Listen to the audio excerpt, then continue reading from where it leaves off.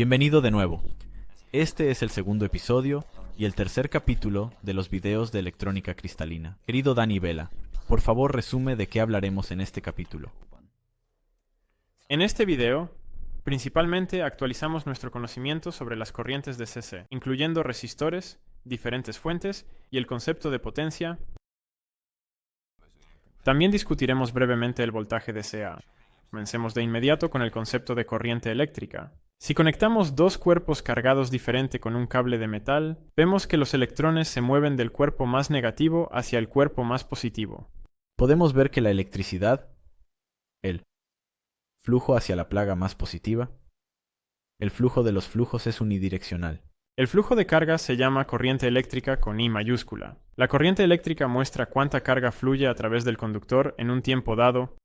Su unidad de medida es el amperio con A mayúscula. Matemáticamente, I es igual a delta Q sobre delta T, donde Q es la cantidad de carga. Si la carga eléctrica se mueve de un lugar a otro, ya sea cualquier partícula cargada, entonces estamos hablando de corriente eléctrica. En los líquidos, por ejemplo, no solo los electrones pueden moverse, sino también los átomos que tienen deficiencia o exceso de electrones, que son los llamados iones. En cualquier dibujo técnico, la dirección de la corriente se indica con una flecha. Vale la pena señalar que una corriente eléctrica solo puede fluir entre dos puntos en el espacio donde podemos medir puntos de voltaje no nulos. La razón es que la electricidad es un flujo de cargas que requiere trabajo, y la medida de la capacidad de trabajo es el voltaje eléctrico. En resumen, sin voltaje no hay corriente. Pero cuidado, lo contrario no es cierto. Por supuesto, un voltaje no nulo entre dos puntos no garantiza un flujo de carga. Una corriente eléctrica continua puede ser generada por un circuito: batería, conductor y consumidor.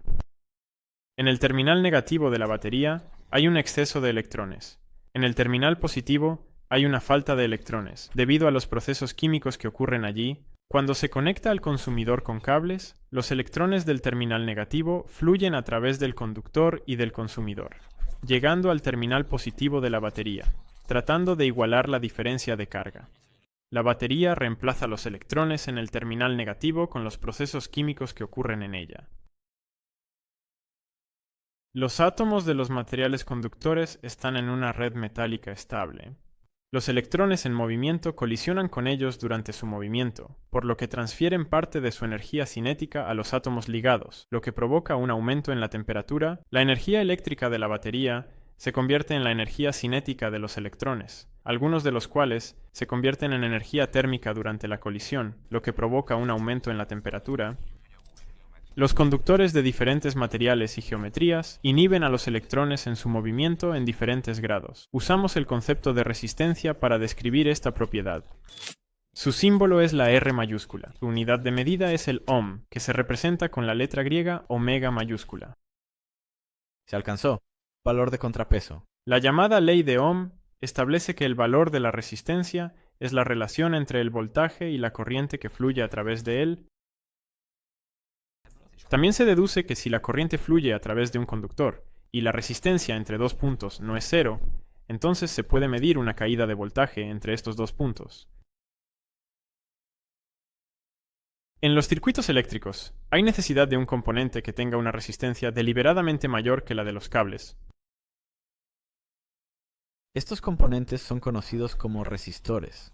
En realidad, hay una palabra separada para el componente resistor y la cantidad física resistencia.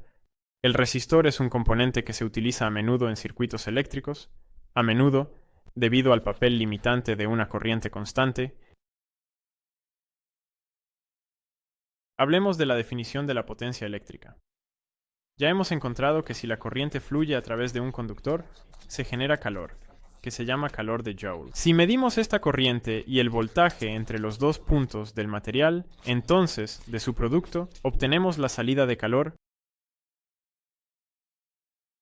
Como muestra la fórmula, P es igual a U por I. Sin embargo, vale la pena expresar la corriente y el voltaje en la ley de Ohm y reemplazarlos en la fórmula de la potencia. P es igual a I4 por R. P es igual a I al cuadrado por R. y es igual a U al cuadrado sobre R. Esto muestra la potencia eléctrica es directamente proporcional al cuadrado de la corriente y al cuadrado del voltaje. Una cosa más a mencionar en este contexto. Los cables también tienen resistencia y por lo tanto se genera calor. Por ejemplo, al elegir el tamaño de los cables que conectan los electrodomésticos a la red, se debe tener en cuenta cuánto calor generará esto, ya que puede haber una temperatura tan alta que el aislante que rodea el cable se derrita y cause lo cual. En este caso se trata de la guía. Incendio. Ahora hablaré un poco sobre las fuentes eléctricas que proporcionan la energía necesaria para la corriente de carga. En electrónica, distinguimos entre fuente de voltaje y fuente de corriente. Los recursos de voltaje y corriente. Una fuente de voltaje es un dispositivo cuyo voltaje es constante entre sus terminales eléctricos, incluso si la corriente fluye a través de él. En contraste, la fuente de corriente cambia el voltaje entre sus terminales para que la corriente característica fluya a través de ella. La tensión entre las guías de modo que la presión sobre él. Considero importante agregar que los terminales de la fuente de voltaje no deben ser cortocircuitados conectados con un cable de baja resistencia, porque entonces fluirá una corriente muy alta debido a su voltaje casi constante, y esto puede llevar a romper el dispositivo y también a lesiones personales. En lenguaje cotidiano, las celdas galvánicas y las baterías se denominan comúnmente fuentes de corriente, aunque son más bien fuentes de voltaje, eléctricamente, ya que durante la carga se mide un voltaje casi constante en ellas. Desde un punto de vista electrónico, no podemos producir una fuente de corriente en la vida real con métodos electroquímicos simples, como las celdas galvánicas, pero seguramente podemos hacerlo con la ayuda de un circuito eléctrico adecuado. Hasta ahora, hemos hablado de corriente continua y voltaje directo. Idealmente, esto significa que el voltaje y la corriente en cada caso no cambian en ningún momento. Creo que en realidad, tal situación no existe por mucho tiempo. Tienes razón. De hecho, hay casos donde solo necesitamos una forma bien definida de variar el voltaje y la corriente. Por ejemplo, las máquinas que operan sobre la base de fenómenos electromagnéticos requieren voltaje y corriente alternos sinusoidales. Sin ellos, es difícil imaginar, por ejemplo, la producción y el suministro de electricidad barata y potente. El voltaje alterno es un caso especial, donde el voltaje medido en la fuente de voltaje es positivo, luego un tiempo negativo, y luego se repite periódicamente. La figura a continuación muestra la representación de un voltaje alterno sinusoidal en un sistema de coordenadas cartesianas. Se puede leer el tiempo en el eje horizontal y el valor del voltaje en el eje vertical. Dado que el valor del voltaje depende del tiempo, tales funciones se llaman funciones temporales. Las funciones temporales periódicas tienen un periodo de tiempo que muestra cuánto dura una parte repetitiva de una función. Típicamente, el periodo de tiempo se denota con la letra mayúscula t. En el ejemplo anterior, el periodo de tiempo es de 0.5 segundos. La tasa de repetición de la función se caracteriza generalmente por la llamada frecuencia, que muestra cuántas veces se repite la parte periódica de la función en un segundo. La frecuencia se indica con la letra f. La unidad de medida es Hz, se representa como Hc. La frecuencia es el recíproco del periodo de tiempo, es decir, la frecuencia de la función en el ejemplo anterior es 2 Hz. F es igual a 1 sobre t mayúscula. Al escribirlo, podemos ver que 1 dividido por 0.5 nos da realmente 2 Hz. También muestra que 1 dividido por 0.5 es realmente 2. La función de voltaje en el ejemplo anterior también se puede describir como una ecuación con la ayuda de la frecuencia o el periodo de tiempo. En nuestro caso, U mayúscula de t se puede escribir como U de t igual a 3 veces seno de 4p. T. Esto simplemente nos lleva al final del tercer video en este capítulo.